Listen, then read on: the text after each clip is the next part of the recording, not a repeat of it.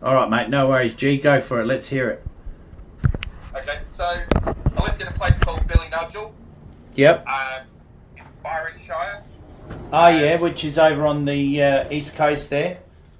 Yeah, up near Byron Bay. Yep. Yeah. I was turning a truck around in a rural place at about 6 o'clock in the morning, Yep. and in the distance I saw two creatures.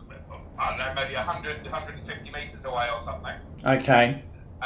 in a field, and they, because I was in the process of turning the truck around. It wasn't. I had vision of them for sort of over a minute. Yep.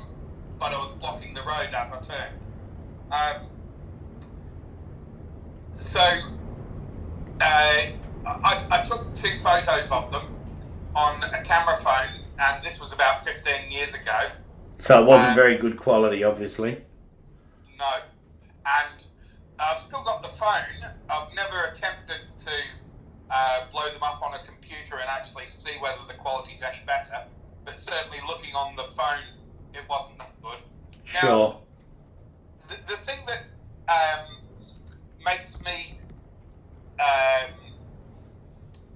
why I've called you and what my reaction was at the time was, I don't know whether you're aware, but there has been something called the Billy Nudgel Thylacine.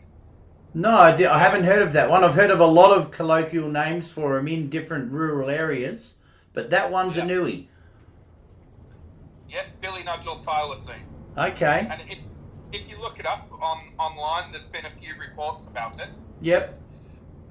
But the thing was that I hadn't heard of any of those at the time. Yep.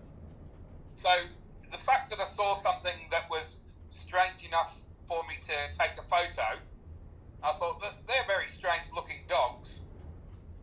And so it wasn't like I was led by a story that I'd heard.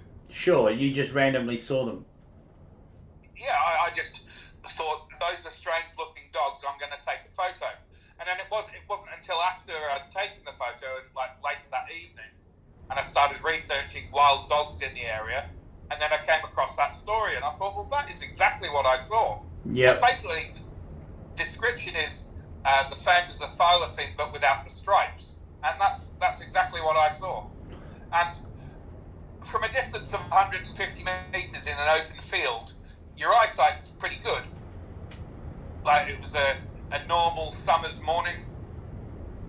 There was no weather problems or anything like that. Yep. And the thing that struck me about the way they moved also was they seemed to put very little weight on their front legs, as if they had sort of big bum muscles. Okay. Yeah. So as they kind of cleared a barbed wire fence that was halfway across the field, then that was what struck me, was they run funny for dogs, and that's when I took the photo. When they were jumping the fence. I can't remember whether I got the photo of them jumping the fence. I don't Oh, okay. But when you saw them moving, you thought that looks pretty weird. Yes. That's the most common denominator with people that contact me with their sightings information, by far, is the unusual way these things move. Yeah. Their locomotion. Yeah, and so I watched them for,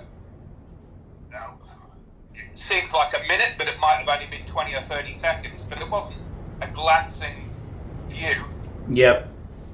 Yeah, but it was a significant distance. But there you go. Were they roughly the same size as each other? Roughly, yes. I guess. So I've got a 60-kilo dog, and I would guess they would be half the weight of that. Okay.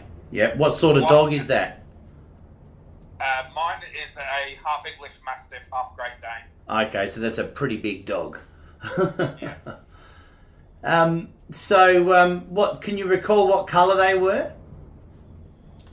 Yeah, like a fawny tan colour. Yep. And what other sort of features about them really struck out? Was there anything else apart from the locomotion and just their unusual bounding? I'm going back 15 years, so Yeah, I sure. tried to tell you something then I couldn't be certain of it. No, that's fair enough. Did you tell many other people about it at the time? Not really. No, it's something that I have spoken about to some people in the past. Yeah, sure. Yeah. And how long after you had that sighting did you learn about the local colloquial beast? It might have been later that day, but certainly within sort of a week or so. Oh, okay. Yep. Fair enough. Yeah. The area in particular, it's quite rural there? You're away from, the town a fair bit? Yes, very much so. Okay. And many other houses or anything in the area? It's just farmland? Farmland in the base of the valleys and then bush on the ridges. Okay, yep. So they've just cleared the lower laying areas for agriculture. Yeah. Awesome. Did it, I mean, this was 15 years ago, so at the time were you kind of quite amazed when you worked out what it was you'd seen? Were you in shock? No. Because at the time of seeing them, I didn't know what I had seen. I thought it was just dogs that were sort of stray dogs. Okay. Yeah. But even though you couldn't see stripes, you're still pretty adamant that they were thylacines?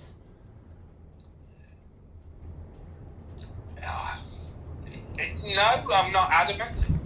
I suppose from my point of view, what I would like to know is whether or not anything can be cleared up on the pictures that I've got. Well, you could always email them to me and I can see what I can do to inject some more resolution in them. I can't even do that. The phone was a Motorola flip phone. Yeah, I know the ones. Yeah, so I still own the phone, but I know that the battery doesn't work at all, and I wouldn't have a clue if I have the charger. Okay. Well, look, if you've got the charger, you can get the phone to start. It's just that you'll need the charger in it the whole time. Yeah. So, What? I will have a look for the phone. I know I wouldn't have thrown it out. Yep. Yeah, and I'll do the best I can to get them to you. All right, mate. Well, look, I'll flick you a message with my email address on it.